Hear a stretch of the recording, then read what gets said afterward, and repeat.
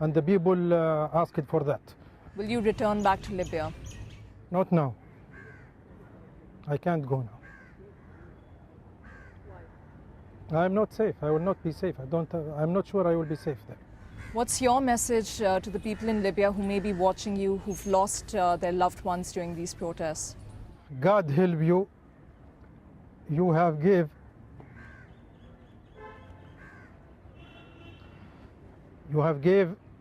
a very good example for patience and continuity. Keep your continuity to get your demands. Well, meanwhile, the Libyan embassy in Malaysia has issued a statement condemning the, quote, barbaric criminal massacre of protesters. Harry Fawcett has more now from Kuala Lumpur. Far from home, they gathered on the one piece of Libyan territory in Malaysia and staged a peaceful takeover. Peaceful, but fueled by horror at the reports and images coming out of their homeland, and by anger at the man they hold responsible. Gaddafi, get out from Libya. You have, all of you have to support the Libyan people. You have to push the United Nations to support Libyan people. An official portrait of the Libyan leader lay smashed on the ground. His national flag had been replaced with the pre-regime version, which first flew after independence from Italy in 1951. The ambassador released a statement saying he and his staff were with the Libyan people, condemning what he called the barbaric and criminal bloodshed and massacre of innocent civilians.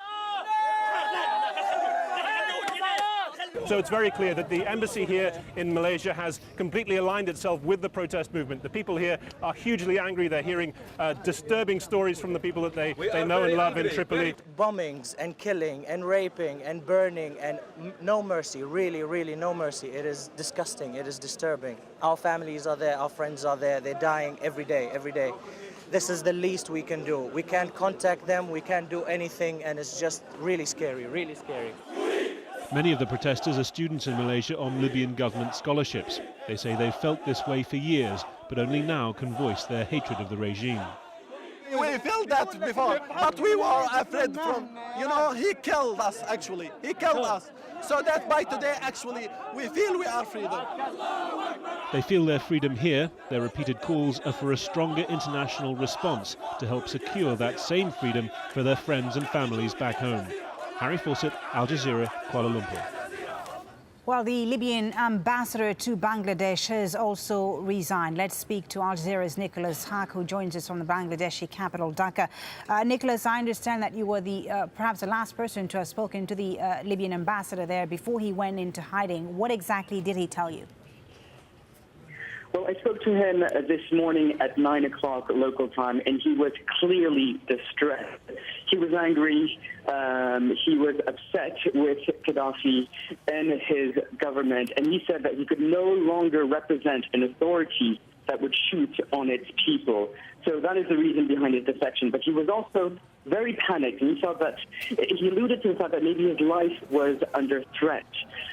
Shortly after that conversation, he went off the radar.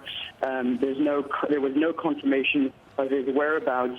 The Bangladeshi's Ministry of Foreign Affairs had confirmed his resignation.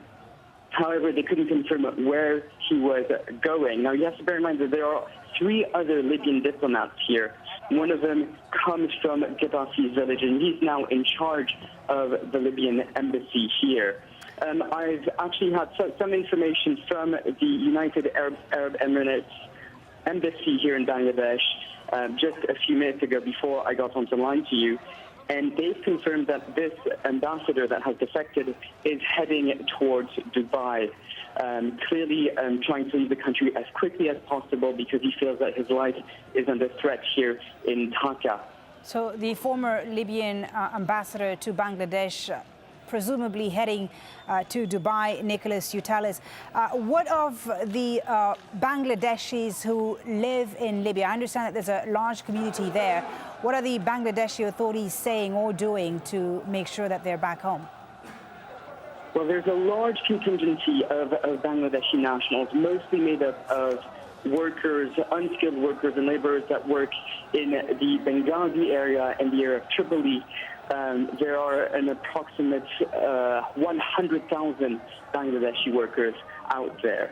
Now, some of them have been held hostage by anti-Gaddafi protesters. I've spoken to some of them yesterday, and they were telling me that their savings was looted and their mobile phones were taken, but none of their lives were at risk. They're just being held up there. The Bangladeshi authorities has not deployed any planes. There hasn't been any announcement that they were going to pull 100,000 people back into the country. Okay, thank you very much, Nicholas Hack in Dhaka, for that update. In the UK, meanwhile, protesters have been demonstrating outside the Libyan embassy. One protester against the Gaddafi regime climbed onto the building in the capital, London, and took down the Libyan flag. He replaced it with the pre-Gaddafi era national flag. It comes as British citizens evacuated from Libya arrive back in the UK. It's been quite frightening. We've had gunfire in the night. Probably not as bad as the news reports said, but I was very glad to get away, and there's lots of people who haven't got away yet. A group of Libyan students in London say their government tried to bribe them to take part in pro-government demonstrations. Suleiman Al-Brasi is a student and part of a group called the Libyan Youth for Reform. He says they've started a hunger strike in protest against the Gaddafi regime.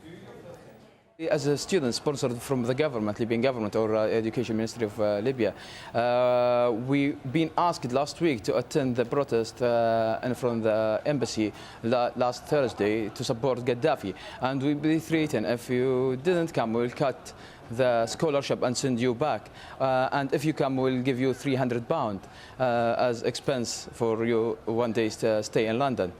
And there is many of students came, and more of them didn't came, and now just yesterday we announced 4 of us we stopped receiving the scholarship from the government. We prefer to work as cleaners in London streets than receiving money from Gaddafi, who is killing our people right now. Well, still here in the studio with us is Awad El Faytouri from the Libyan Information Center here in Doha. Awad, I know you wanted to talk about this idea of mercenaries being used in this uprising. We heard several witnesses who've spoken to Al Jazeera say that they've seen African mercenaries, in fact, taking part in the violence. But you believe it's not just African mercenaries? Yes, my sources said they have seen people with Asian complex from Asia, and they believe they are, most of them, they are from Bangladesh. I have heard yesterday... But do you think that these people would be willingly participating, or are they being forced? I think they've been used by force. What I've heard from my source in Tripoli yesterday, that they are gathering all the black people in Ali Siala's school, secondary school. And I think this is the people who are not really mercenary, being paid to do the killing for Gaddafi. I think these people being gathered